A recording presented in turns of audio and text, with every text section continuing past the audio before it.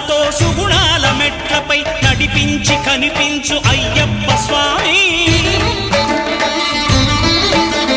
మకర సంక్రాంతి సజ్జోతివై అరుదెంచి మహిమలను చూపించు మణికంఠ స్వామి.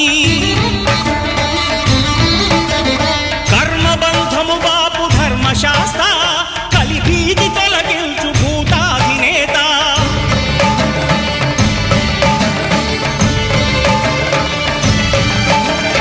అయ్యప్ప దేవాయ నమః అభయ స్వరూపాయ నమః.